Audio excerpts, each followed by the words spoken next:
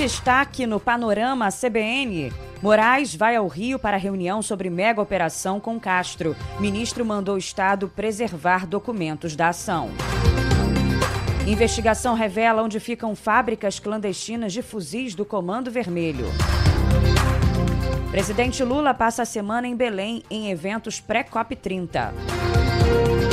Terremoto atinge o Afeganistão. Panorama CBN. Olá, tudo bem? Esse é o Panorama CBN da manhã de segunda-feira, 3 de novembro de 2025. Eu sou Bianca Santos e trago para você em menos de meia hora as notícias mais importantes do Brasil e do mundo. Vamos juntos.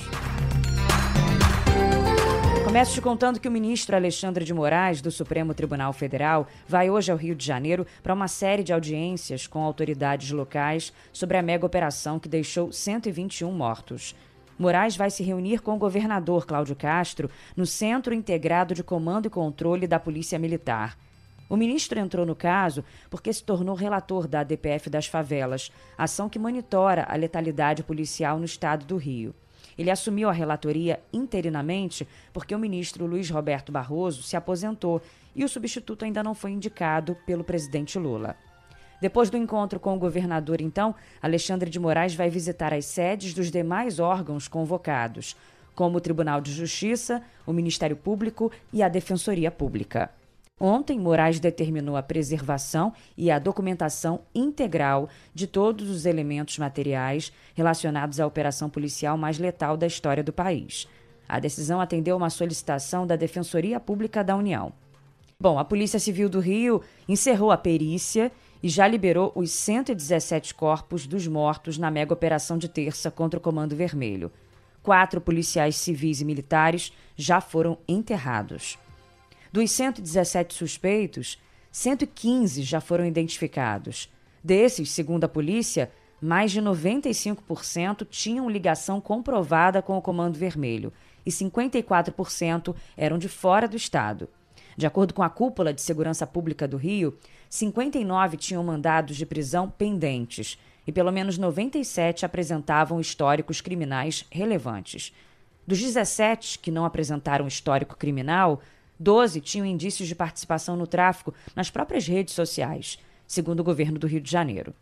A lista mostra que 62 mortos são naturais de outros estados, 19 do Pará, 9 do Amazonas, 12 da Bahia, 4 do Ceará, 2 da Paraíba, 1 do Maranhão, 9 de Goiás, 1 do Mato Grosso, 3 do Espírito Santo, 1 de São Paulo e 1 do Distrito Federal.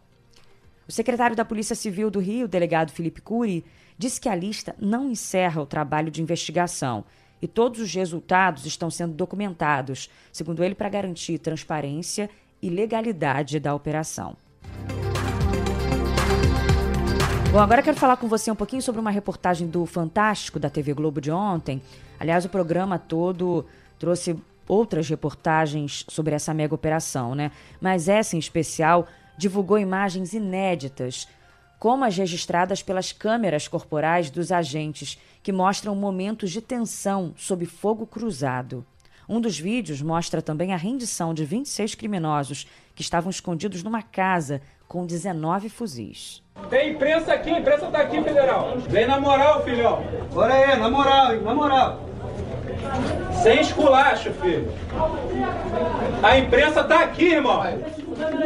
Chega aí a câmera. Ô, câmera aí, ó. Câmera aí, ó. Eu fui lá e conversei um pouco com eles. Irmão, sou jornalista, eu tô aqui, eu vou registrar tudo, pode se entregar. Aí eles se entregaram, entendeu? Eles começaram a sair de um a um, eles se entregaram ali. Nós vai desse qual, rapaziada, um atrás do outro. Tá geral sem camisa, pegou a visão? Tá geral sem camisa, nós vai descer aqui devagar. Sem esculacho, calma. Vai sair geral, o bagulho é tranquilidade. Bagulho é tranquilidade, mano, sem esculacho.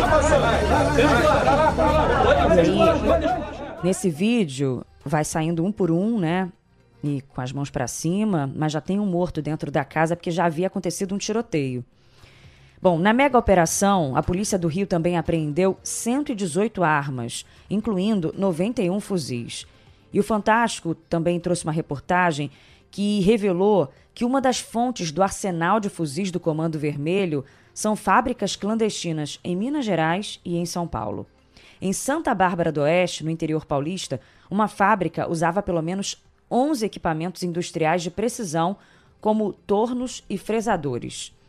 No local, a Polícia Federal apreendeu cerca de 150 fuzis prontos, além de mais de 30 mil peças para a fabricação das armas. O delegado Samuel Escobar, da Polícia Federal no Rio, disse que a linha de montagem tem capacidade para fabricar até 3.500 fuzis por ano. Fabricava o fuzil por inteiro. Era uma planta industrial profissional.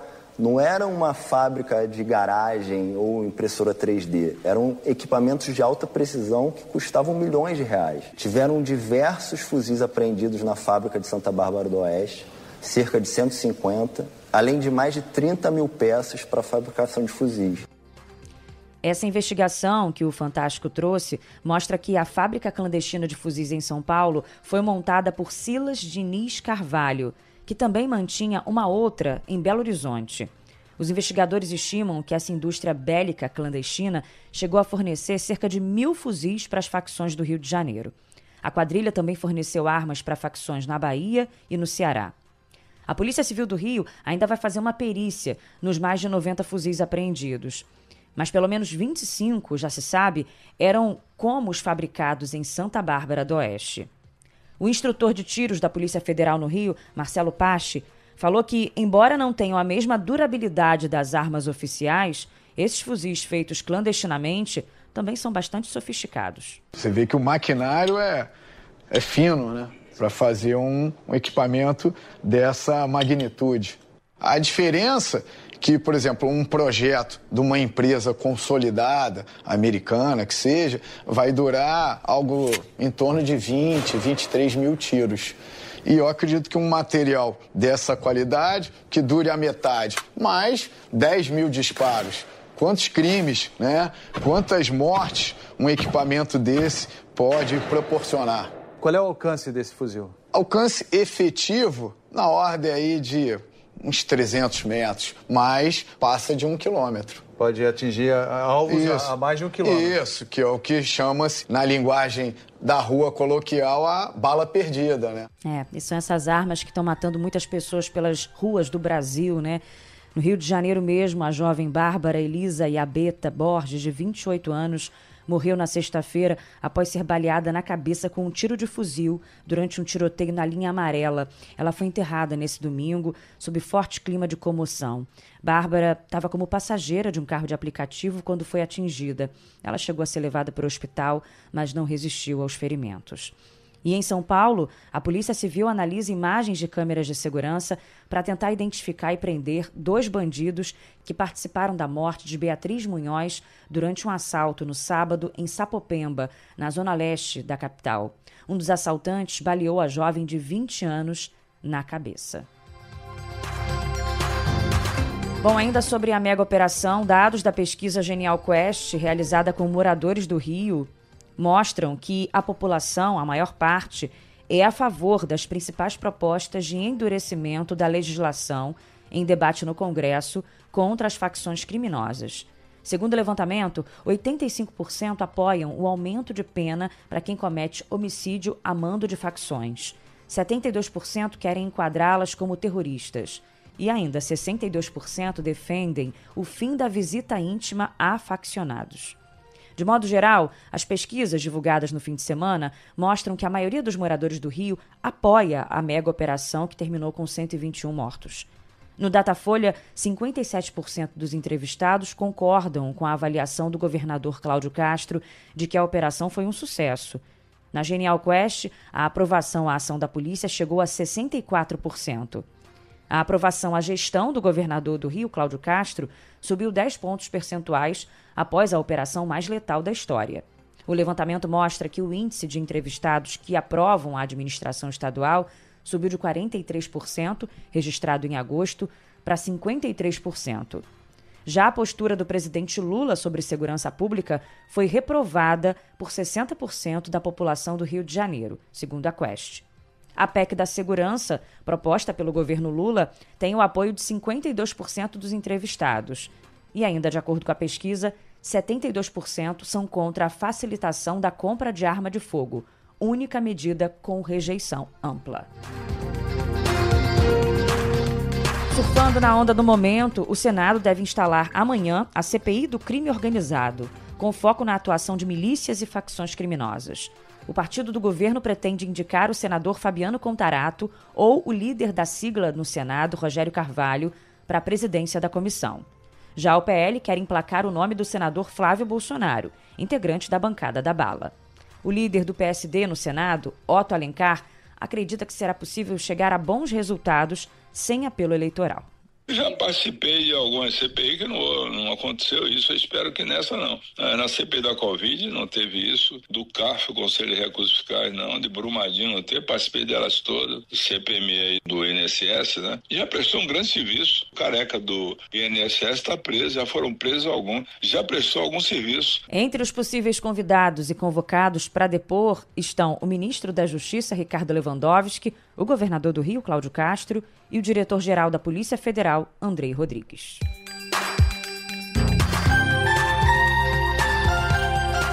Vamos mudar de assunto agora. Eu conto para você que o presidente Lula vai passar a semana em Belém para cumprir uma extensa agenda ligada à COP30.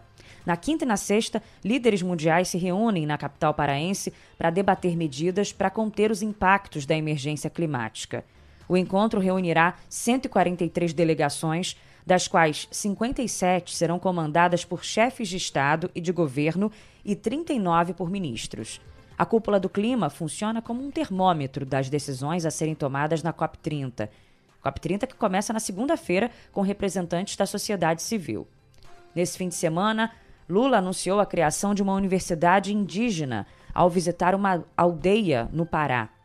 Durante uma viagem de barco pelo rio Tapajós, o presidente falou da importância da realização da COP30 na Amazônia. Essa Amazônia, com essa quantidade de floresta, com essa quantidade de fauna, com essa quantidade de água, ela é uma parte muito importante para a manutenção do planeta, com a qualidade de vida que nós temos hoje, e não permitir que haja um aquecimento global.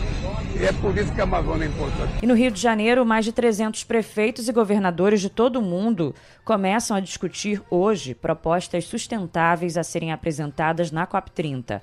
A Cúpula Mundial de Prefeitos marca a abertura do Fórum de Líderes Locais e vai reunir chefes de governo de grandes metrópoles, como Londres, Paris, Bogotá e Nova York. Eles vão discutir metas de redução de emissões e adaptação climática. Na quarta-feira acontece no Museu do Amanhã a cerimônia do Earthshot Prize 2025, considerada o Oscar da sustentabilidade. O prêmio será entregue pelo príncipe William, herdeiro do trono britânico, numa primeira visita oficial ao Brasil. A premiação vai distribuir 1 milhão de libras esterlinas, ou 6,5 milhões de reais, a 5 soluções ambientais inovadoras.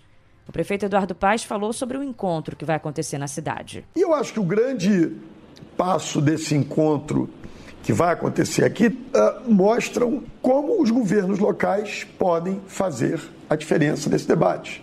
Aliás, eu diria que os governos locais podem produzir muito mais resultados de maneira muito mais objetiva e imediata do que boa parte dos governos nacionais. Segundo um relatório do Programa das Nações Unidas para o Meio Ambiente, o mundo precisa de 1 trilhão e 600 bilhões de reais por ano até 2035 para frear a crise climática. Essa reportagem está até no Estadão de hoje, mostrando ainda que promessas de aumento de dinheiro por parte das nações ricas não têm sido cumpridas. Por exemplo, até agora, mais de 100 países não apresentaram metas, incluindo Estados Unidos e a União Europeia. O montante necessário, segundo os cálculos, é 12 vezes maior do que os atuais fluxos de investimento no setor. O aumento do aporte de recursos pelas nações desenvolvidas tem sido uma das principais demandas dos países em desenvolvimento nas últimas edições da COP, o que ajuda a travar as negociações climáticas. E olha só, vamos agora para o interior de São Paulo para eu te contar que 40 pessoas ficaram feridas após um vendaval que derrubou a estrutura de uma festa universitária em Regente Feijó. Um homem que participava do evento morreu após ser atingido na cabeça por um galho. Segundo a Defesa Civil do Estado, a região registrou rajadas de vento de aproximadamente 95 km por hora no momento do acidente.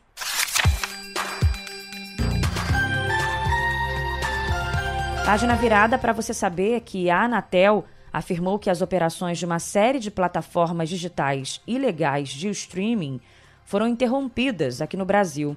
Os serviços piratas estavam hospedados em servidores na Argentina e tinham milhares de consumidores aqui no país. A derrubada ocorreu por uma decisão da Justiça Argentina. A ação é um desdobramento de uma operação de combate a uma rede ilegal de distribuição de conteúdo audiovisual. Conforme a agência, a Anatel, mais de 30 plataformas foram encerradas como consequência direta da ordem judicial. E o Supremo Tribunal Federal vai fazer hoje uma audiência com o tenente-coronel Mauro Cid e determinar a retirada da tornozeleira eletrônica. É o que está previsto. Na semana passada, o ministro Alexandre de Moraes autorizou o início do cumprimento da pena do ex-ajudante de ordens de Jair Bolsonaro. No julgamento do núcleo crucial da trama golpista, lembrando, Mauro Cid foi condenado a 2 anos de prisão em regime aberto por ter fechado um acordo de delação premiada. A defesa dele foi a única a não entrar com embargos de declaração na semana passada. Os outros 7 réus, incluindo o ex-presidente Jair Bolsonaro, entraram com recursos que começam a ser julgados no dia 7, em plenário virtual.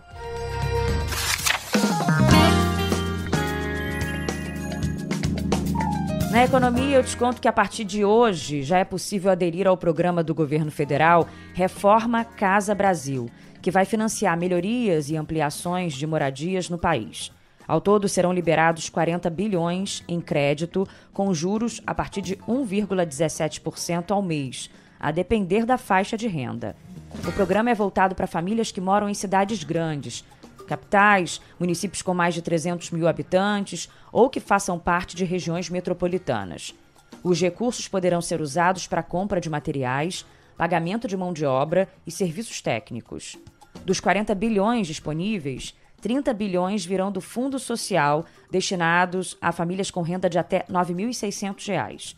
Os 10 bilhões restantes serão liberados pela Caixa Econômica Federal por meio do Sistema Brasileiro de Poupança e Empréstimo, voltados às faixas de renda superiores.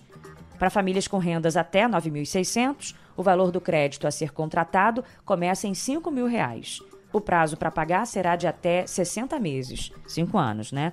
E para famílias com renda acima de R$ 9.600, os valores de financiamento serão a partir de R$ 30.000, com prazo de pagamento de até 180 meses, ou 15 anos. Agora os destaques internacionais. Um terremoto de magnitude 6,3 deixou ao menos 20 pessoas mortas e cerca de 320 feridas no Afeganistão. O tremor ocorreu próximo à cidade de Mazar-e-Sharif, a uma profundidade de 28 quilômetros. Há 2 meses, um outro terremoto atingiu o país e deixou mais de 2.000 pessoas mortas. O presidente dos Estados Unidos, Donald Trump, disse que acredita que os dias de Nicolás Maduro como presidente da Venezuela estão contados.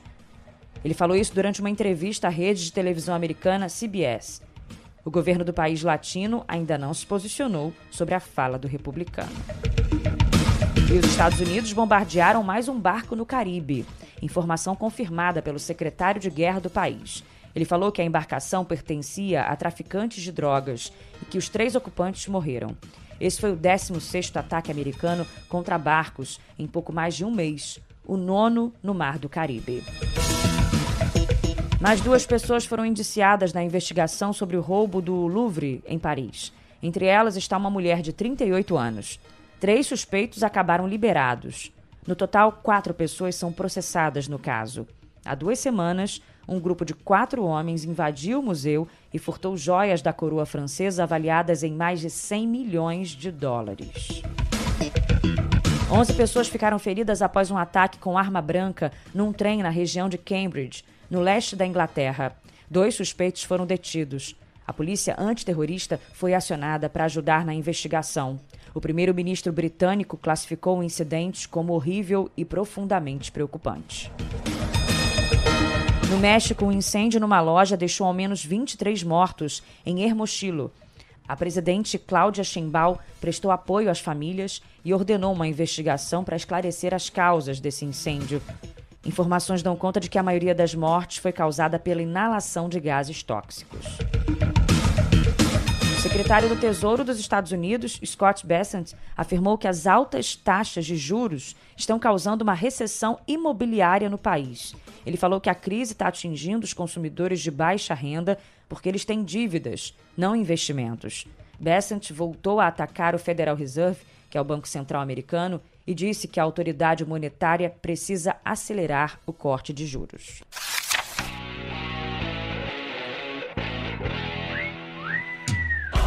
Agora o futebol. O Palmeiras venceu o Juventude por 2-0 e reassumiu a liderança do Campeonato Brasileiro. O time paulista tem 65 pontos ganhos, um a mais que o Flamengo, que fez 3-0 no Sport. Nos outros jogos de domingo, o São Paulo venceu o Vasco por 2-0, mesmo placar da vitória do Ceará sobre o Fluminense e do Corinthians sobre o Grêmio. O Bahia derrotou o Bragantino por 2-1 e Internacional e Atlético empataram em 0-0. E o técnico Carlo Ancelotti anuncia hoje a lista de convocados para os últimos amistosos da seleção brasileira este ano. No dia 15 de novembro, o Brasil vai enfrentar a seleção de Senegal no estádio Emirates, em Londres. E no dia 18, joga contra a Tunísia, em Lille, na França. Nos últimos amistosos, o Brasil goleou a Coreia do Sul por 5-0 e perdeu para o Japão por 3-2. E ponto final no Panorama CBN da manhã de hoje. Estamos só começando a semana, né? Com muita informação. A gente te espera aqui. No nosso time da manhã, eu, Bianca Santos, nosso DJ Laerte Afonso, nosso editor Edmilson Fernandes. E o da noite comandado por Leandro Gouveia. Um beijo, uma ótima semana e até amanhã. Panorama CBN. As principais notícias do dia em menos de meia hora.